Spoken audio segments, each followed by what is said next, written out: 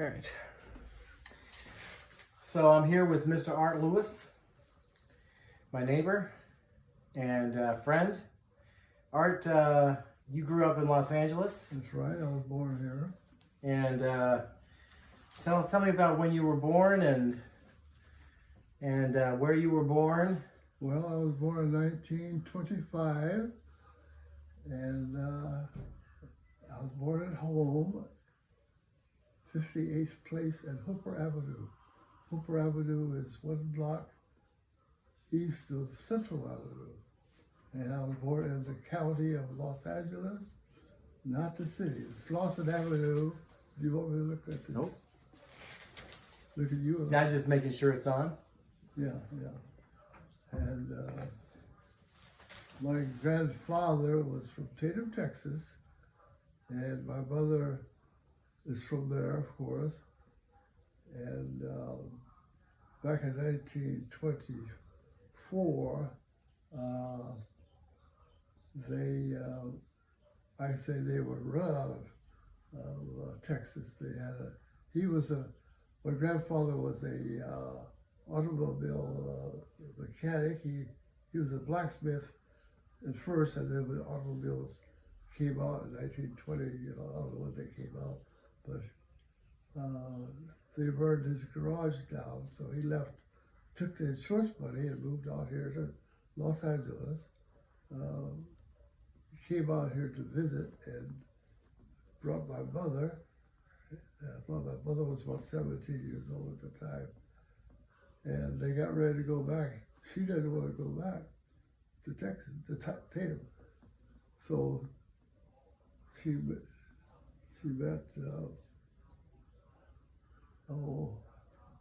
my father, met him at some of the young African American parties and whatnot, and decided she didn't want to go back, so she married my father in 1924 or whatever. And my father didn't know about restrictive covenants at the time for African Americans, so he bought a house in 58th Place in Hooper, which is in the county. So it's a long story. I don't want to do too long with that, but my grandfather eventually moved out here himself and bought this house on 58th Place in Hooper. From your dad? Okay. Bought the house on 58th Place in Hooper. We were the only black people on the street. And he didn't know about the restrictive covenants at the time. And so the white people would come around and want to run us out. And so I was born in that house about 5 years later.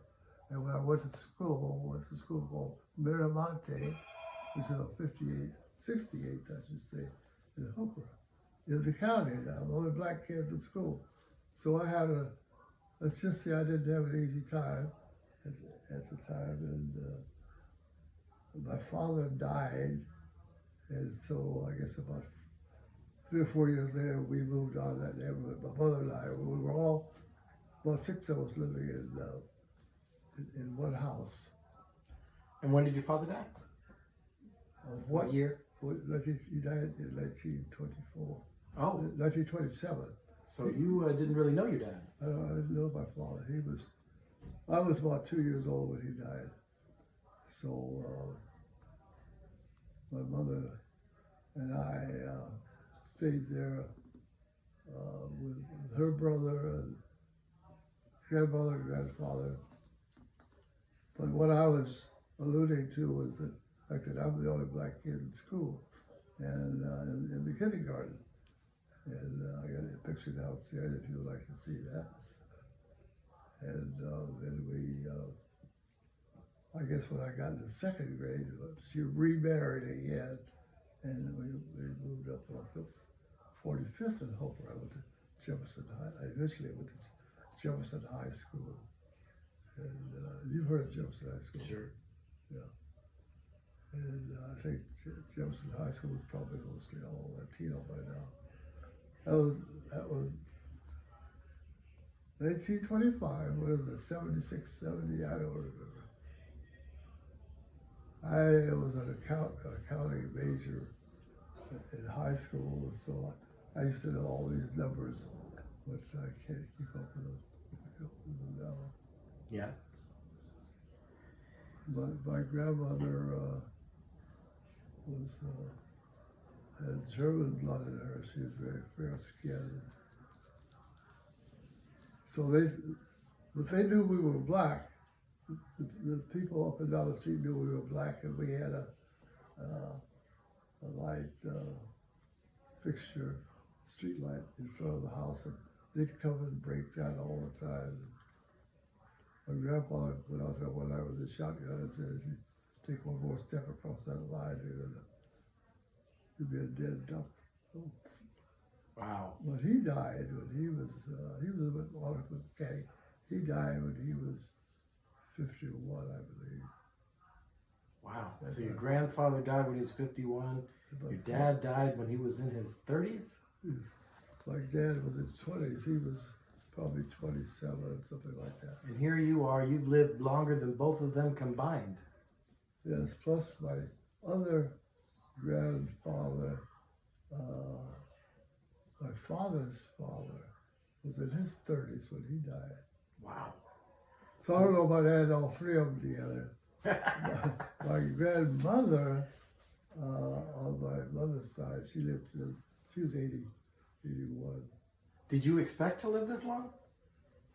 What, to die? Well, considering your father, your grandfather, and everybody was in their maximum 51 years old, did you expect to get to where we are now, 97? Of course.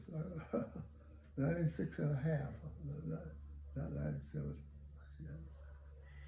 So tell me about, what was it like to, grow up on the, playing with the kids as a kid in LA? Where would you play? What would you do?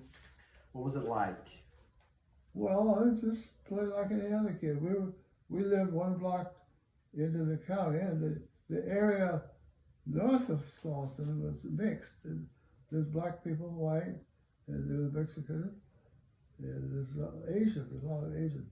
In my high school class at Jefferson, we had a lot of Japanese in there at the time. And when the war broke out, I had a lot of Japanese friends, and just as far as playing, I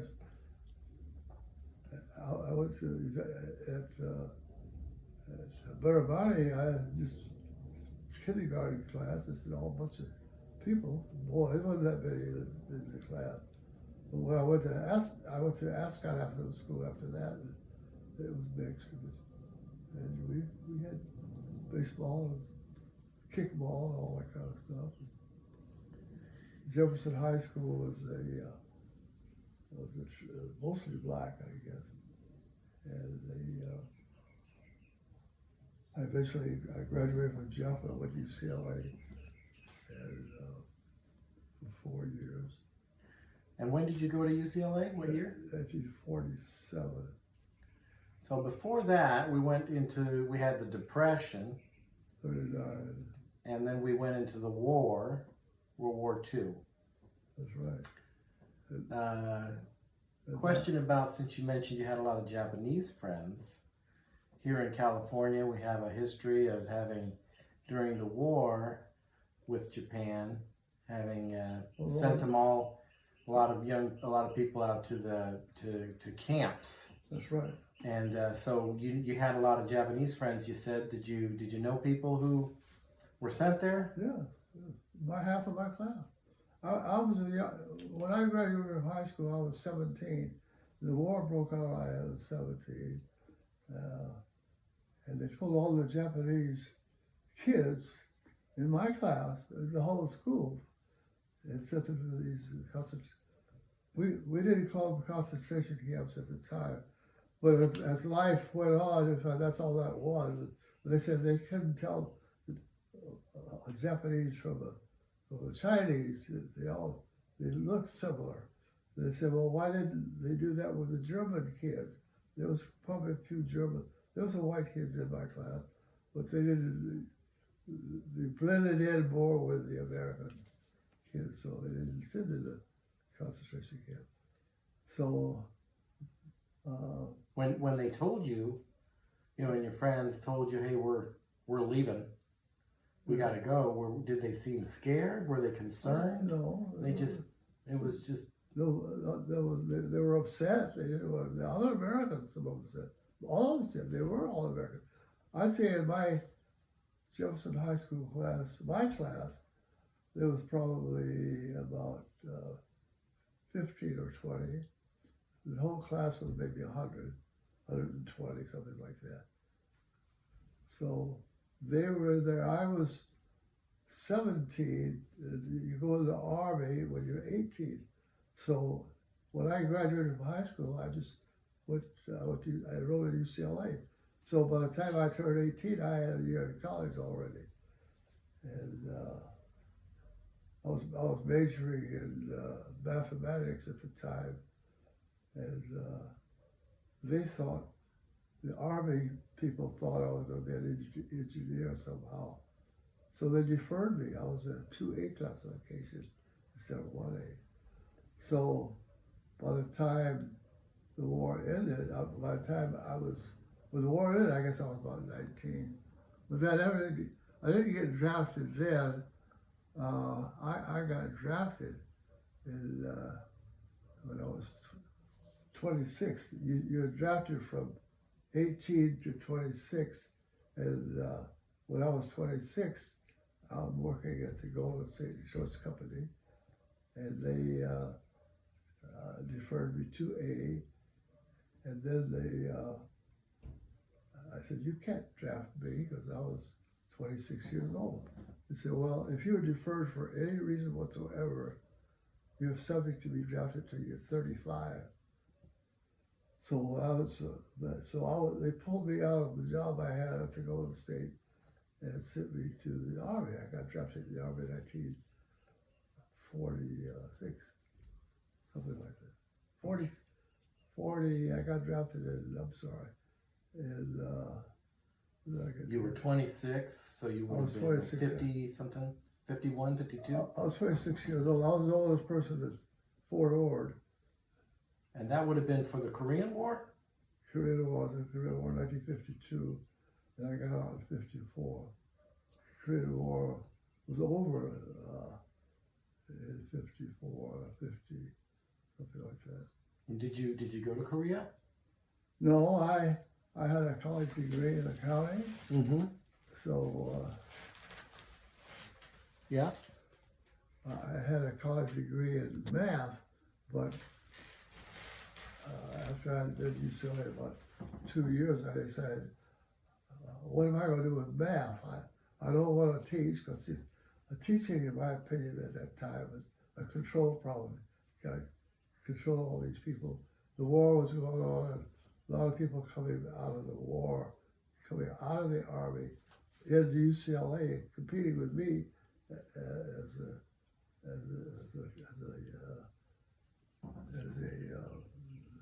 engineer, so-called engineer.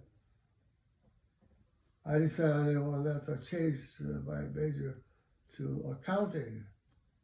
So, College of Letters and Science at UCLA. So they drafted me, and since I had a degree in accounting, I didn't go to Korea. They sent me to the San Francisco region of the Army Audit Agency. Needed some auditors, so they sent me and 2 other guys to that San Francisco regional office, and they assigned me to Oakland Army Base, and I didn't object to that. So the whole company went to Korea, and I went to, the 3 of us went to Oakland Army Base. And let's jump back here. Wanted to talk to you kind of about the Depression. What do you remember about that? Do you remember when it started? Do you remember Were you too young? I was too young. I didn't know anything about that. Yeah. My grandfather was a automobile mechanic. My father had died, and he had taken the money that he got when they burned him out of Tatum, Texas, paid cash for the house out here. So he had didn't have a house note, but so he was making enough fixing cars. He didn't do that. And that was a pretty cool job, probably for a kid like you. Cars were a pretty new thing, and Well, I didn't. did you get to I didn't know how to see fix the cars? And Oh yeah, I'd go down to his driveway, his garage, every Saturday. I was just a kid. I was 7, 8 years old, and when my mother remarried, we finally moved up to another part of town. But the depression didn't affect us at all. I don't think. I was just a kid. I don't know. yeah. So about how old can you go back before you started remembering? Was it around 10 years old? Well, I can remember when I was 4 years old. What do you remember?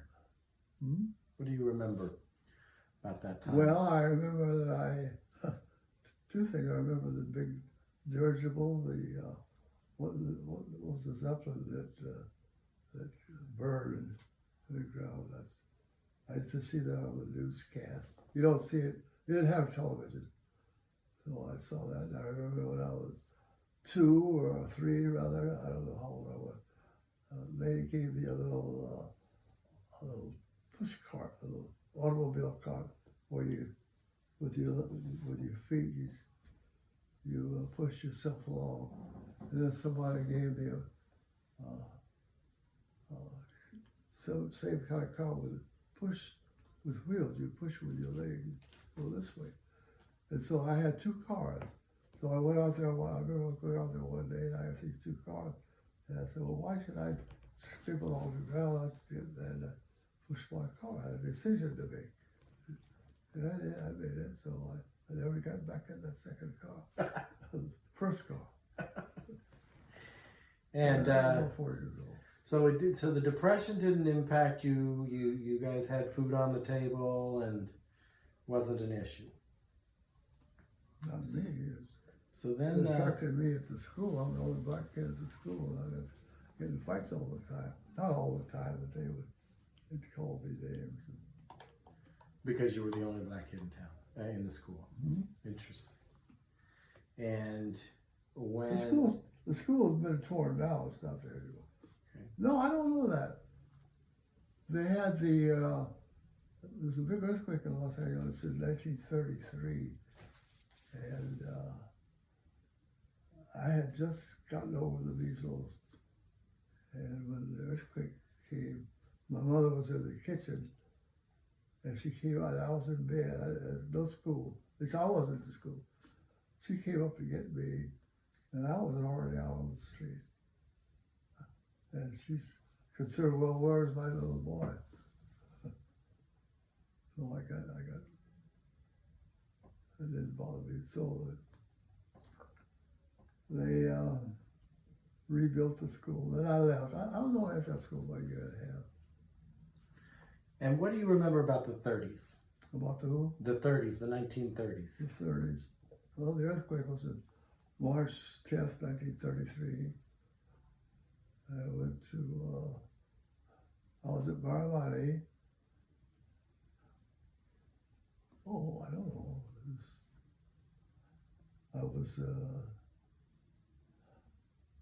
My mother married a second time, third time actually, in 1936. And I remember my mother and I don't know, her new husband. I knew a lot in the 30s. I came around town. My stepfather, my second stepfather was a mailman, a postman.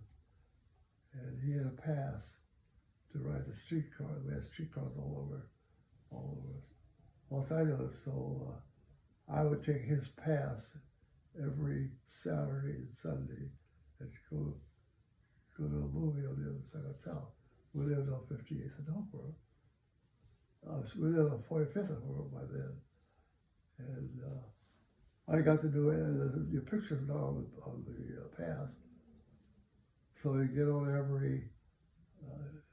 any streetcar that you want to ride. And, I knew every streetcar line in Los Angeles. I was the only kid doing that I know of. Those other little boys, I don't know what they're doing. But I was going to the movies in the theater. Well, Los Angeles wasn't really that segregated that they had to worry about that. I could ride any streetcar line and nobody would say anything. They knew that I wasn't the one on the pass, but that's what it said. So in 1936, we went to, my mother and I took a trip by train to, we ended up in Brooklyn. And we went to New York, went to San Francisco, went to several states. I went to, I think I was 10 years old at the time. I was in New York City, and I'd ride the subway all over the place. You get on the subway for a nickel. I wouldn't do my kid that way now, but in those days, I'd ride. My mother let me take the subway, take the A train. They had an A train. Go to Yankee Stadium. I saw Joe DiMaggio, and you've heard of him. Sure. And so Jackie Robinson here. I mean, I saw Jackie. No, I didn't. Well, I saw Jackie Robinson at UCLA. I didn't. He wasn't going there when I was going there. He was. He went there in '39. So my mother did take me to see him at UCLA in '39. But I didn't go to UCLA until '43. That's when the war started. And how many brothers and sisters did you have? Only one? How many brothers and sisters? I don't have any brothers and sisters. Oh, so you were an only child? Yeah. Yeah. So Mama took you to New York. What did you think? You're in the big city compared to Los Angeles. Well, I didn't. I was 10 years old. They give me a nickel, I could go downtown. I was independent. I didn't, as I said, I didn't worry about crime or anything. I suppose they did have crime, but there must have been some restraints on where I could go. But I wouldn't go out at night on the subway. But my mother knew these people, and it wasn't really costing her anything. We stopped in Chicago. We stopped. We were gone 5 weeks altogether. That was 36. Joe Louis, he had a fight in New York City in 1937, I think it was. I saw him. So you saw Joe Louis fight live? No, I didn't. Well, I didn't go to the fight. It was.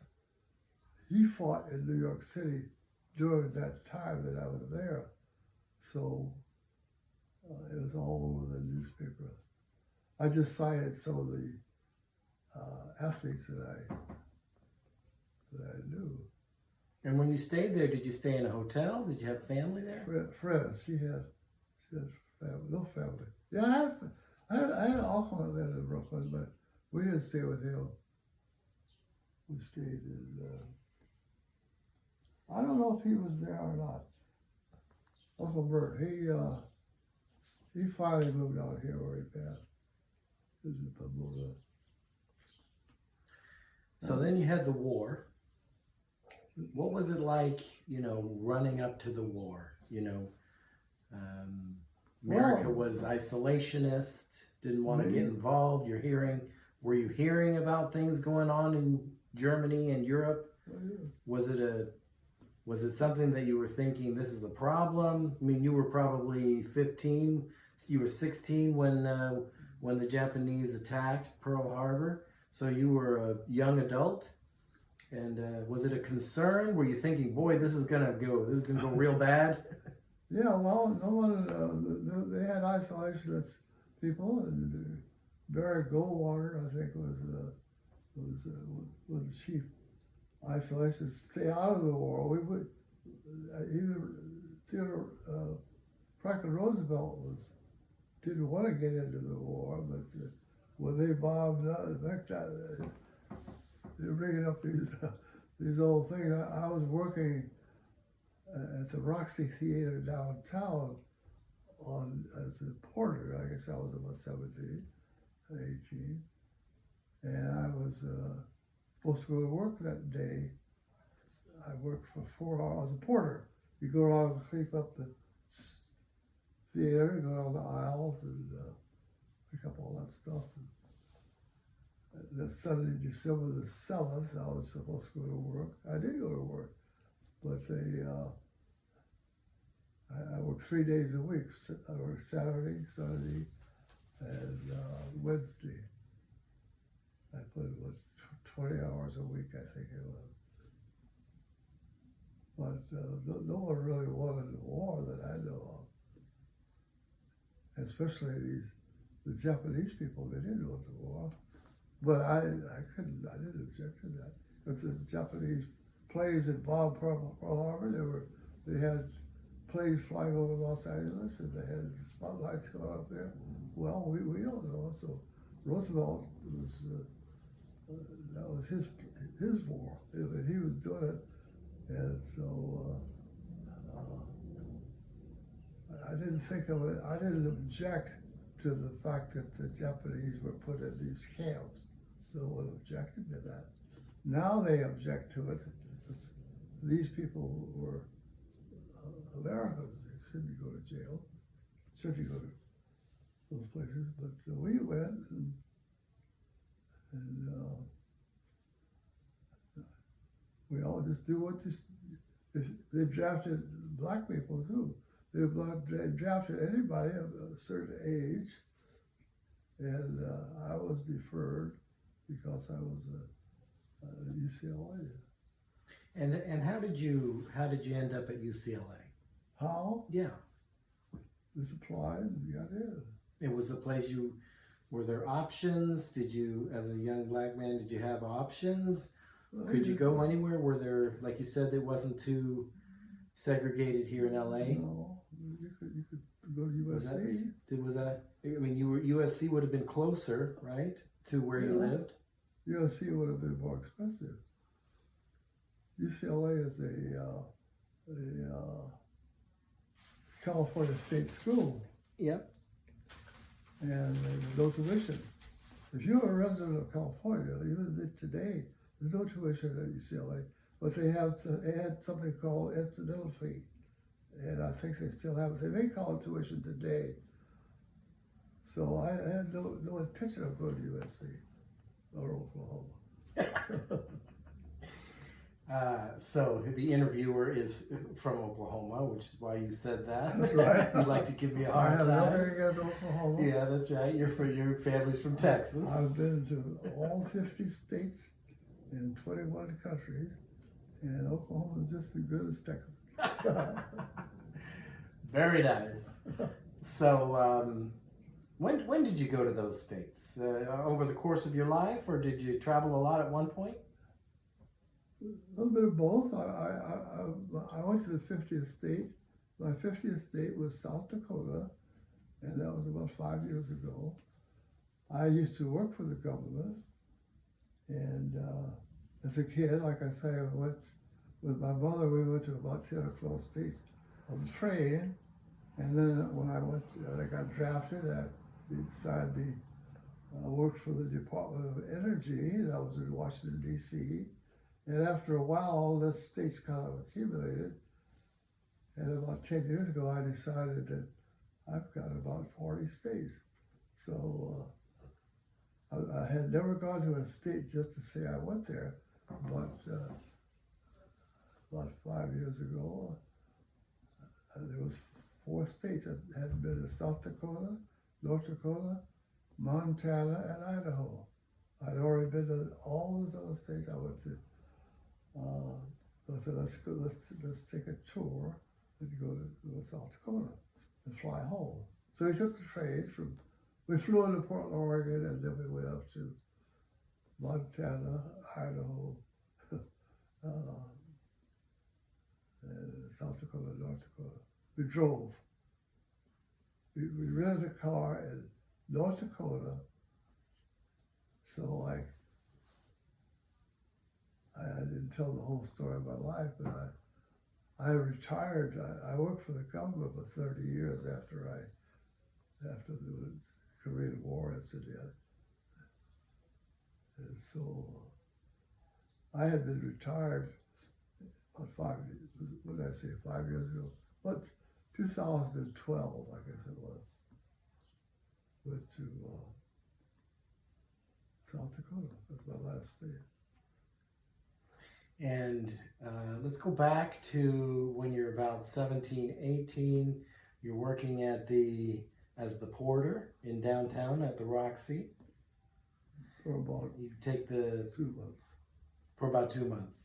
You take the trolley, go down there. You know, What would what was you remember restaurants or what was it? Was there a place you would go? I think there's these Clifton's is still around. Was that around? Did you yeah. do you remember any places like that? Specific places in downtown? I used to own an Orange Julius stand in 1950 on Berlin and Central. And then the first Orange Julius stand is on Broadway and 7th and Broadway. Orange Julius is a soft drink. You're familiar with that? Oh yeah. Yeah. A lot of people. So we decided, my mother and I actually decided to open the Orange Julius stand. That was in 1950. Berlin, that's a black part of town. Berlin and Central. So I owned that with Clifton's. Clifton's was the cafeteria. They had several. The main Clifton's is still, I think they've closed and reopened since then. But they're now on 7th and Broadway. 7th and Hill. I don't recall exactly. And what did you work at were you working at your Orange Julius, or did you have people working for you? We just had one built over on 43rd, over on Vernon and Central. And so you had people working for you? Hmm? You had people working there and you just managed it? Yeah, no, I worked there. I was at UCLA, and my mother was working there. Yeah, we had other people working there. So you're going to UCLA. It's 1947. That's when I started in 47. And I started UCLA in 43, and graduated in 47. So in 1950,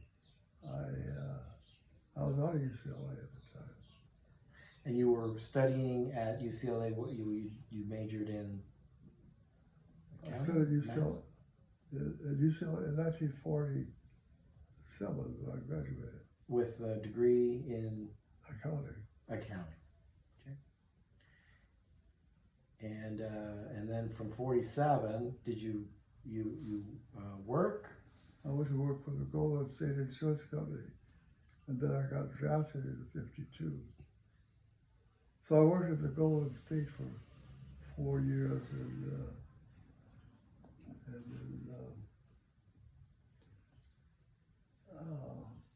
got drafted in 52.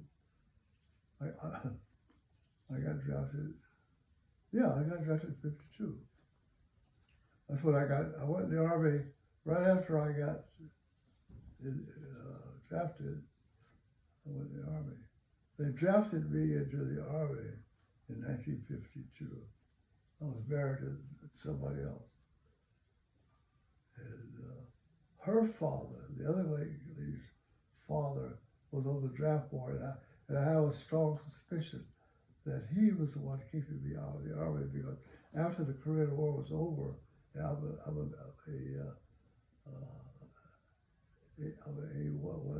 1A. There's no reason for me not to go in the Army, except that I was still classified as 1A until I was 26 years old. And they subject to, if I hadn't broken up with this other lady, I probably would have stayed at Golden State till I was 35. I never would have gone to the Army. So it's lucky that I did that. To me, I stayed on and worked for the government for 30 years. And then when I had,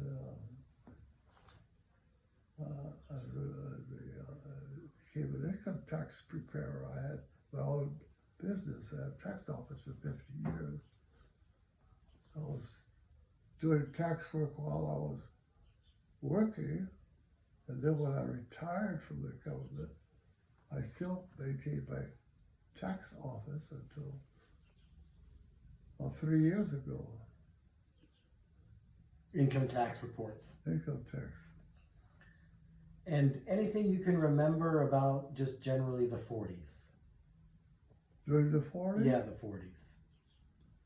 Well, yes, I remember everything. What do you want to know? I don't know, something, anything specific you can remember that was sort of typical for the 40s? Well, UCLA was probably one of the better times of my life. All my friends, we all came up together, and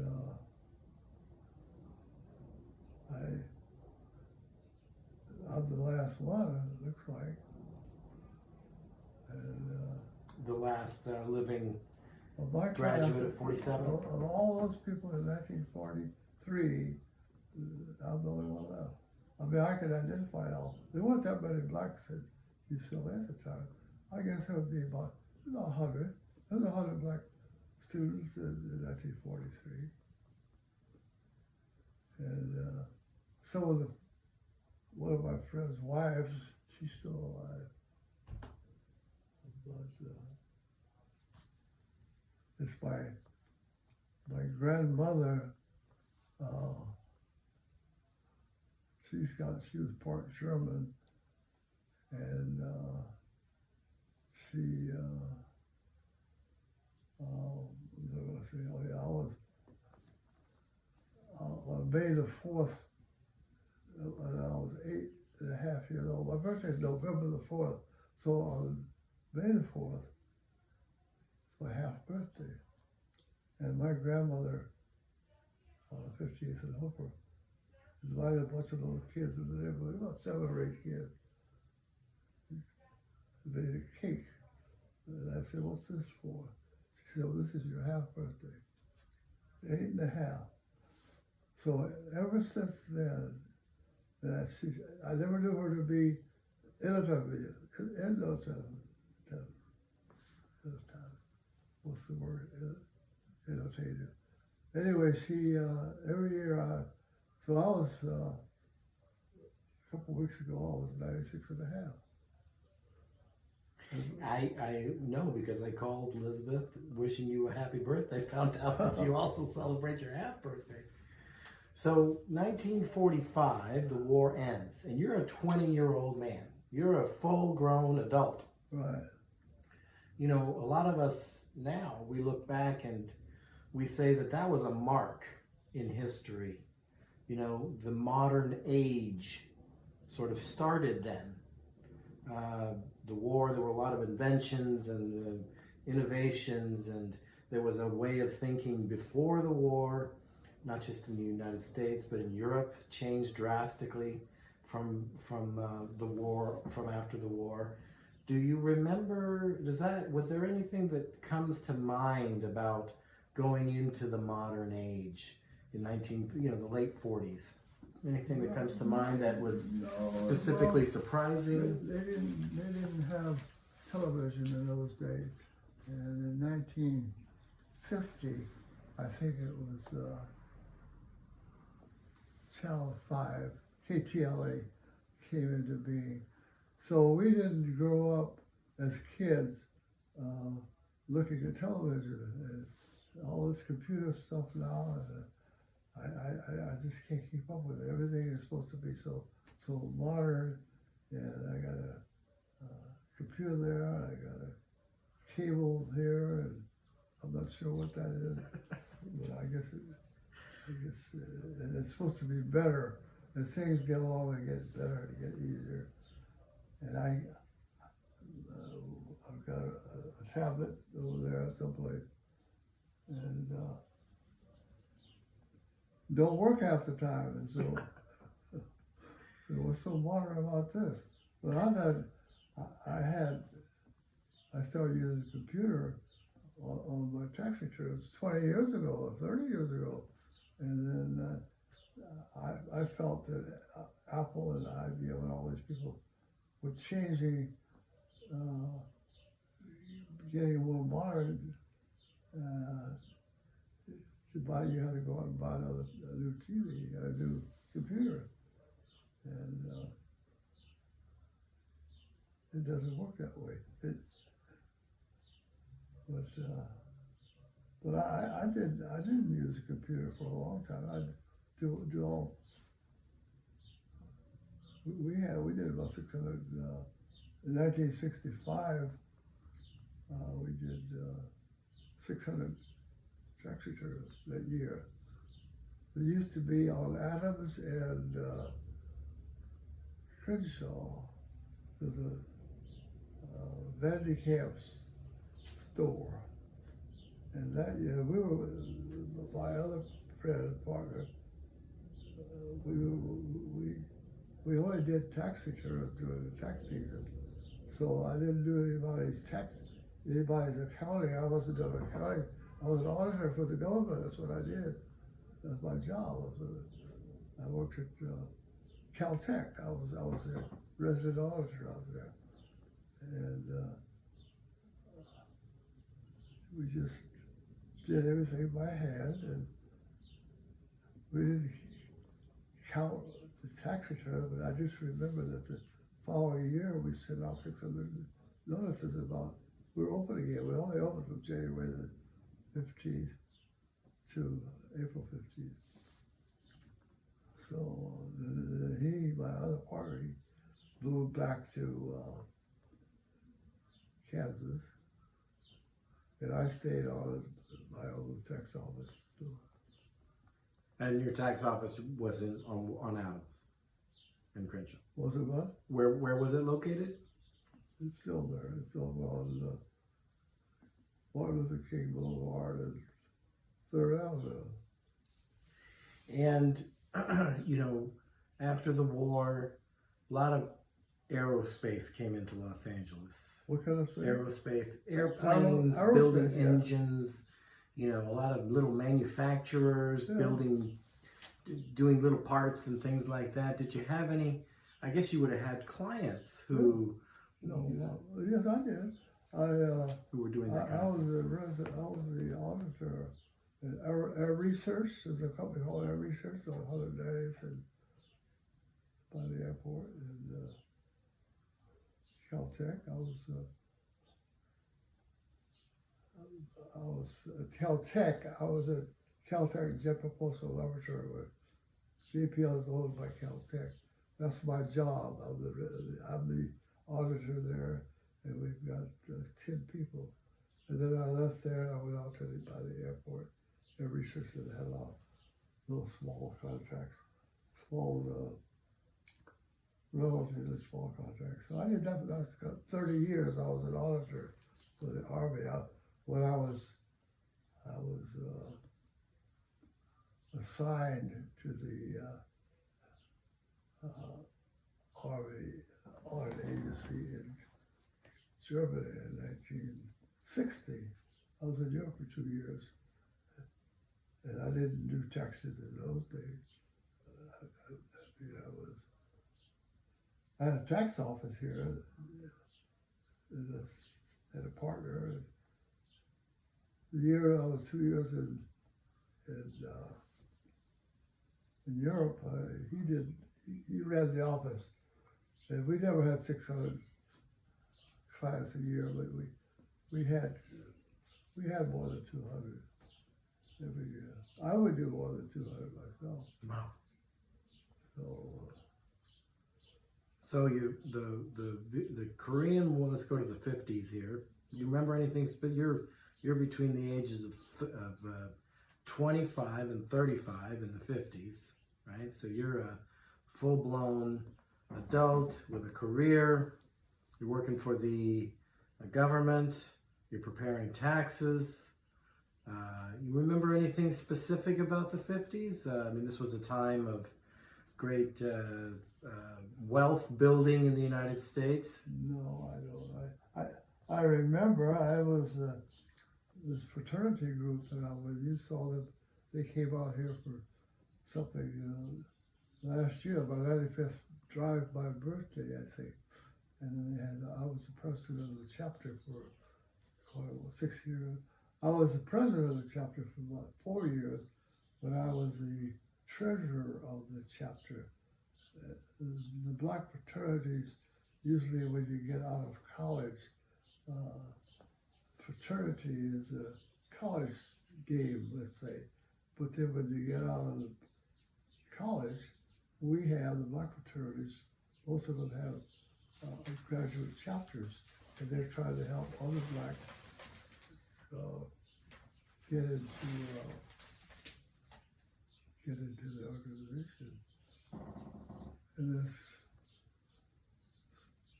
UCLA, do you remember basketball player named Don Barksdale? Barksdale. Barks. Yeah, no, tell me about it. Don Barksdale was the first black basketball player on the Olympic team, the U.S. Olympic team, 1948. He's in my line brother. He and I were made the same line. And of course he died, but I knew him. I knew at UCLA. Kenny Washington went to UCLA. He was an All-American. In football or basketball? Football. Football.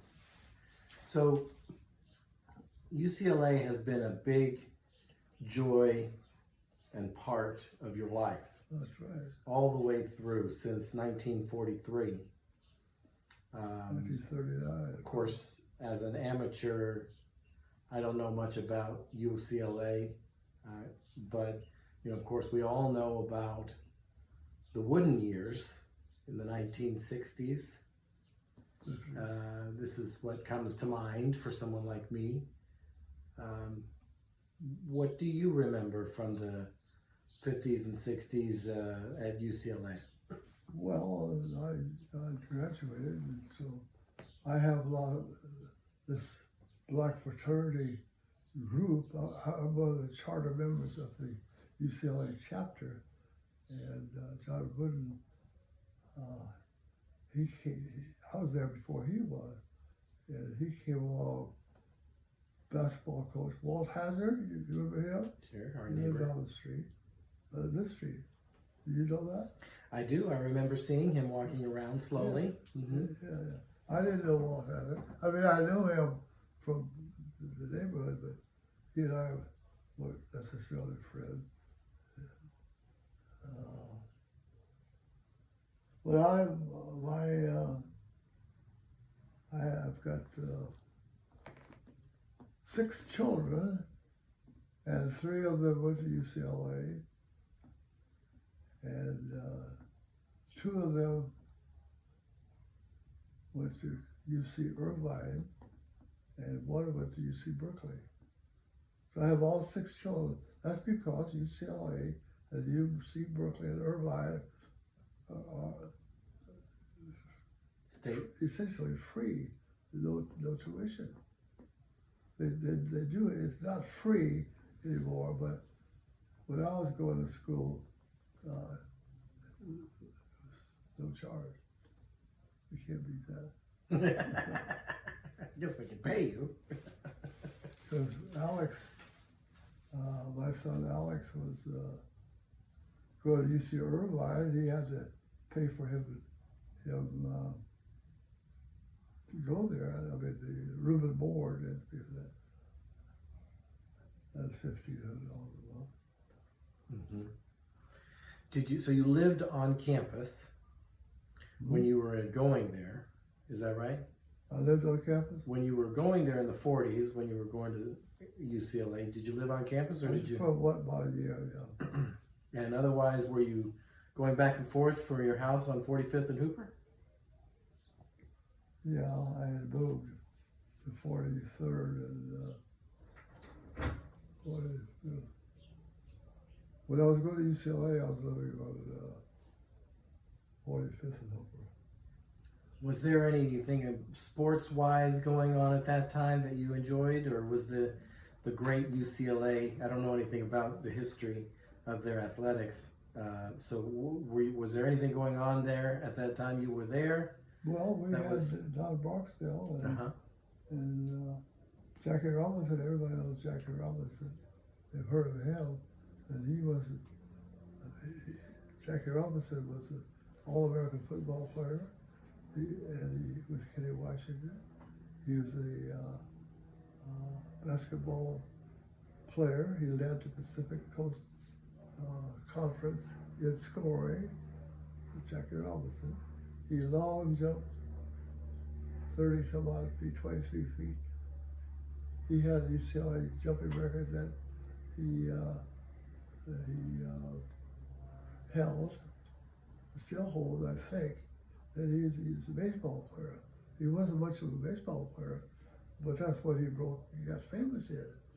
But he was an All-American player, and we were all proud of him. And these were fraternity brothers? No, Jackie Robinson supposedly was a fraternity brother, but he never did make it. I was around in those days, so I can say that Jackie Robinson played for the Alpha basketball team one year, but fraternities come in, they beat your butt on a given Saturday, they said, and he didn't like that. Nobody likes the butt beat, but that's what they do. And so he dropped out. He never did make it, never got made, and I can attest to that. He was older than me, but he didn't, that was in the 40s. And also Jackie Robinson was a swimmer, and they were going to play him. There was some thought about putting, no, that's somebody else. That was Muhammad Ali. They were going to put him up against Wilt Chamberlain. Wilt Chamberlain was a boxer. You really do that too. But I always followed UCLA, and then I had some of my other black fraternities that, besides the Alphas, and we were always in competition with them. And Tom Bradley, for example, was a Kappa. Well, the Kappas and the Alphas were always fighting. So during that period of time, we had a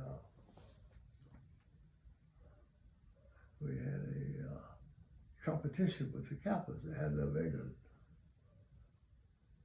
socially. We always did that. So, how long have you been out here? Since 2000, 99. Hmm?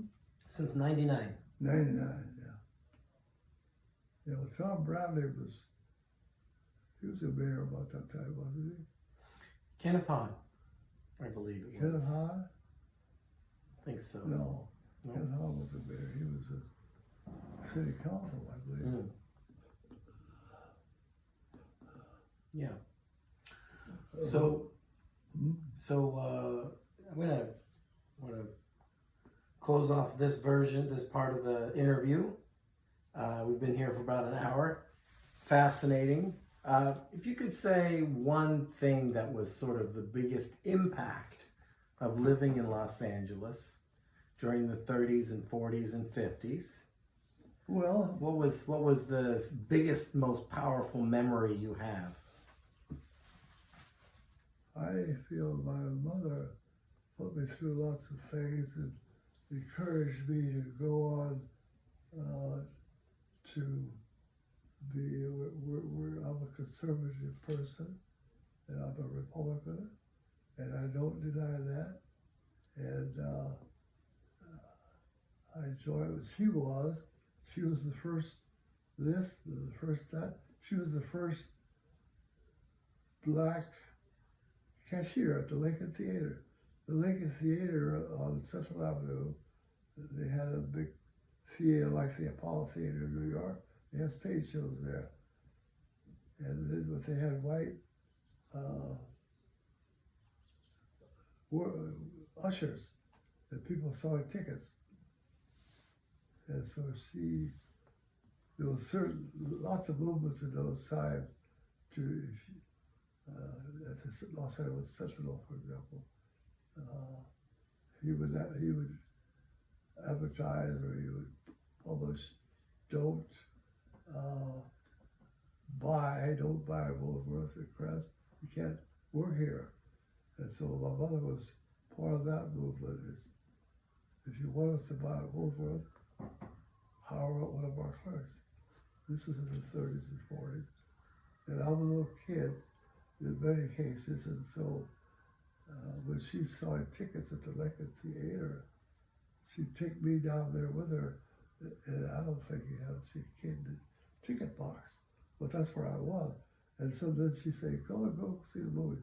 So I got to go see all the movies free. And at the Roxy Theater, the same way. The Roxy Theater, I was a porter. The porter was paid 25 cents an hour. And the usher was paid 30 cents an hour. And I'm paid 25. So I worked there for a while. And I said, oh, why are you paying those guys? They don't have black porters. They don't have black ushers. So I quit. So they raised my pay to 30 cents. So I wouldn't quit. I did quit finally, but in my own way, that's the way I'm going to push and become, no matter what race you are, I did as well as better than most of the people. And when I was at Caltech, I was the resident auditor.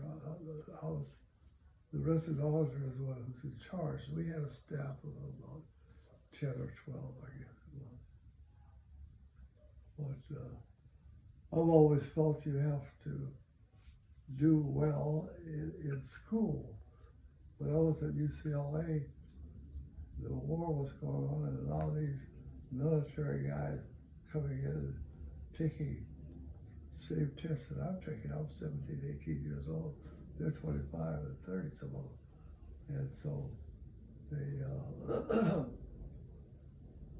wanted me to. I took when I changed from math engineering to accounting, I had a lot of makeup classes. So I had to take analytical geometry, for example. So I didn't know anything about that either, but I learned, and in taking those classes, I took this test, and there's 100 questions, and I was comfortable with all 100. I knew I got an A, and when I got the results of that test, I didn't get an A. I got a C. And I said, well, that's impossible. I know every question on there. And it turned out I did. I got a 95 was a C. I said 95 is a C. And he said, these guys that you're studying against are all older than you. They're the war is going on. These guys, most of them, in this particular class, counting 1A, or not 1A, 101 or something like that. You competed against them, and they all got 100, and I got 95. So what does that tell me? I get a C? And I said, yeah, well, that's what it is. So it sounds like it was a curve or something. The curve, they call it the curve. And I couldn't argue against the curve. If everybody else is getting 100, the question is, well, why do you get 100? So the questions that I missed, there's 5 questions I got wrong, I guess. And I knew that. And so I realized they're not grading me because of my race. They're grading me because of, I got 95 on that test. And as long as 95 is acceptable to me, then I'll take it. And I did take it. And when I graduated from UCLA with accounting, I knew exactly what I was doing. And I didn't have to teach math. I didn't have to teach geometry. I still don't think geometry. So I've developed, I'm kind of upset that I can't get around like I used to. I've got 6 kids, 11 grandkids, and 9 great-grandkids. So that's 30 people. 31. So on Christmas Day, they all come over here in a big crowd. Father's Day, I have 2 wives, we'll put it that way. How many kids you have? I've got 4. Yeah. 4, 1 wife. One more coming? One wife, 4 kids. Oh. First wife. You know, one of my grandkids had twins. Did you know that? No. My granddaughter, my son married a twin. They had twins. One of the twins had twins. And then the following year she got pregnant again with another set of twins.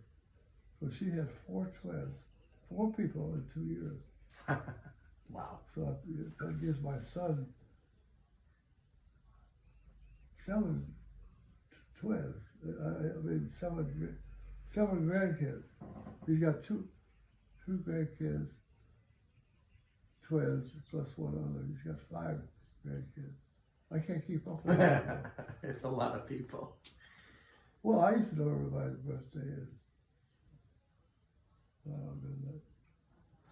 Well, thank you. I've always wanted to talk to you about these things. You've been around through, much of the development of Los Angeles. Before 1920s, it was a very, very different place. So you've sort of grown up with the city, and we'll stop. We'll stop now, and we'll pick it up next time. Maybe talk about the later years. Okay, my broker is Japanese. You know him? Fukushima? You're a real estate broker? Yeah. No. But you'll have to tell me about that. Yeah. Well, I was just saying that I had Japanese friends from way back then, and he wasn't around then, but he's my broker for the fraternity and Kelly Winter, what is it? K.W. Williams, Keller Williams, No, not Calvin. His name is Fukushima.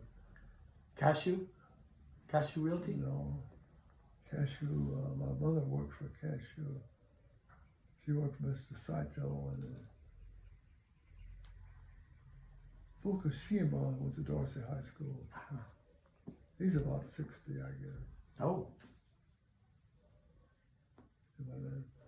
Okay, well,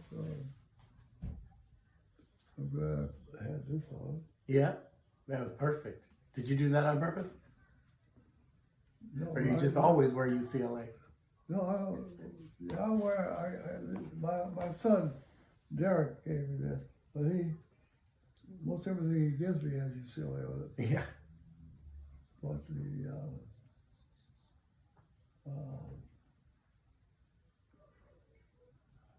I don't wear this. I feel comfortable in the short pants, and sometimes I get chilly in the afternoon. I have a short sleeve shirt, but this is warm. Yeah. Okay. All right. Well, we'll cut it off for now, and